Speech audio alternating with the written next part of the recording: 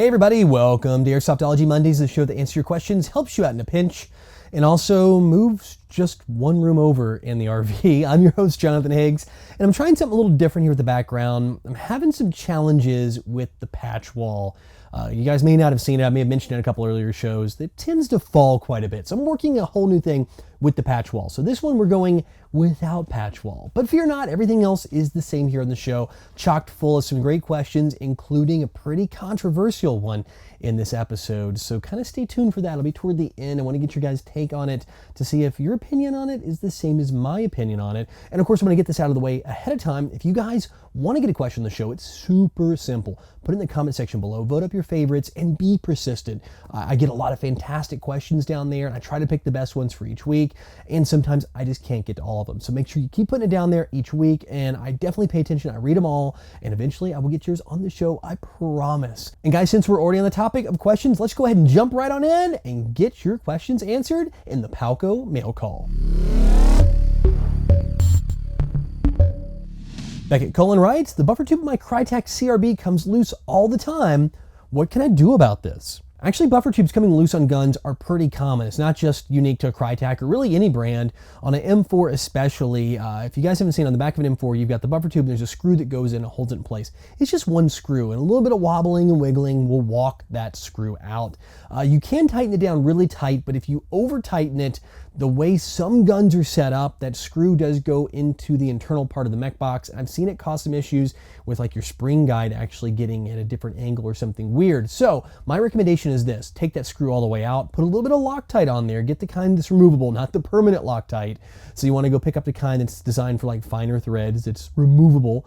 Put a couple drops on there and then follow the instructions and put that screw back in. It should hold just fine for you then and not back out that often. Now again, like driving around with it, gun cases, heat and cold will still back it out a bit, but it should help you out a bunch. AlpStriker98 and Griff both ask a very simple question around KWA LM4s and the use of propane. Well, I saw both of your guys' questions here and I wanted to bundle them together because I've been seeing a lot of questions about propane, specifically with gas blowback rifles. So this advice is going to kind of hold true across the whole board. For pistols, I'm not a huge fan personally of propane, and this is just a personal recommendation for me simply because of the heavy use I use pistols. I use them quite a bit. I like to have a little bit of green gas in there with the silicone mixed into it, which is the biggest difference between your green gas and your propane. And then just the smell, personally, I'm not a huge fan. That said, moving to a gas blowback rifle, I am a fan of propane. One, for the cost. Two, the larger canister, you seem to get a little more fills, a little more like constant pressure before your pressure starts dropping, because you can go through like a can of green gas and like 4 or 5 mags on a gas blowback rifle. And also, especially with like KWAs and some of the other brands that have the softer buckings, a lot of silicone oil, including the oil mixed into green gas, intermingling with that bucking in the gas blowback rifle can cause it to swell and cause jamming issues.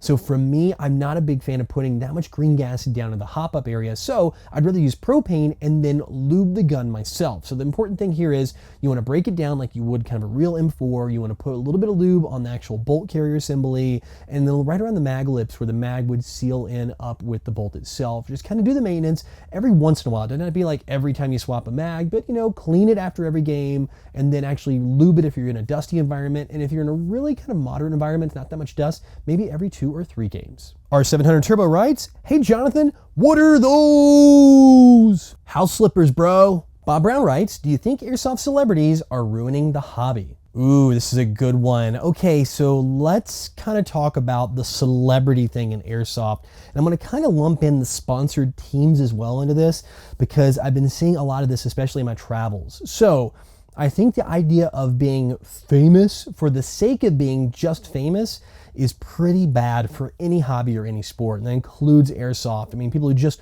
I want to be famous, I want to be on YouTube just so people recognize me and I can be famous and get free stuff, is terrible. I think it is absolutely corrosive to this hobby, or like I said, any hobby out there. And this is pretty prevalent in just about every hobby or sport on the planet.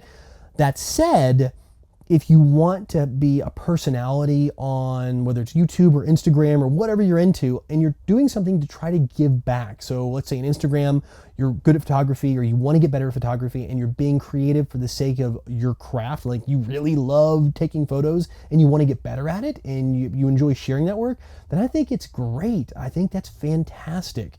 Same goes for YouTube. If you're wanting to help people, if you're wanting to, whether it's, create some awesome gameplay that to help showcase other people and, maybe showcase other events and, put that out there for people to critique and, talk about and for entertainment, absolutely. But to be famous, just to be famous, like, hey, I'm going to go get a t-shirt made with my face on it. I'm going to wear that t-shirt with my face around because I want to be famous and it's me.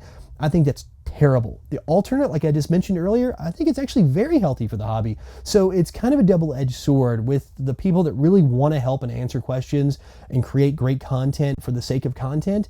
They're going to be doing good. But with them come the, I hate to say it, the idiots who just want to be famous. They're taking selfies of themselves all the time in their car, just, hey, look at me, and not really doing anything to help better the sport and better the hobby and help the other players out there. And the same thing goes with sponsored teams too. I found that there's a lot of teams here lately that care more about being sponsored than playing fair and helping younger players and newer players to the hobby get better at it and be welcomed on their field. They just want to go out in the field and crush and, oh, I've got a sponsorship from company XYZ. So yeah, it goes kind of into that. And I think that trickles down from the sponsored players or the celebrities that are in the YouTubosphere. So I know it's a long answer to a question. I know it wasn't like absolutely yes and absolutely no, but that's my take. And my question is now, what's your opinion on airsoft celebrities in this industry? Do you think it's terrible? I want to know your thoughts in the comment section below, and I'll maybe share them on the next show. So put them on down there, and I'm going to read them all and see what you guys think.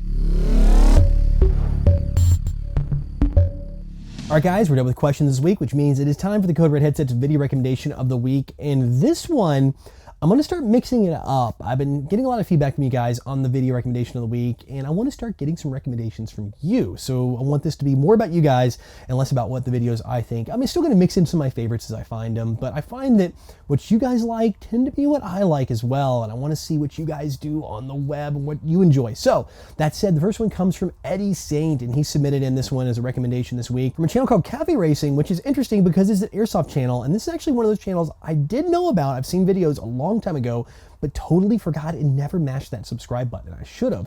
So this one comes from some of the longest shots from the last Operation Irene, and these are some really good quality videos. I enjoy what he's putting out. I really like the kind of vibe and the kind of feel and the production value.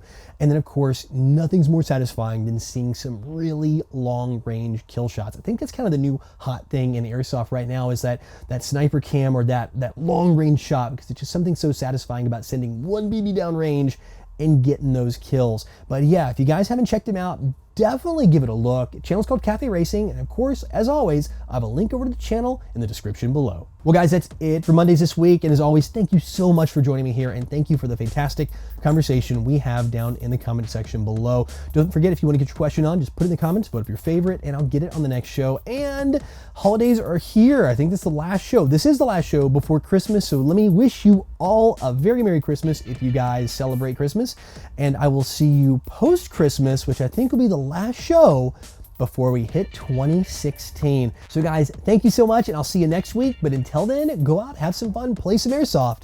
But no matter what you do, call your freaking hits.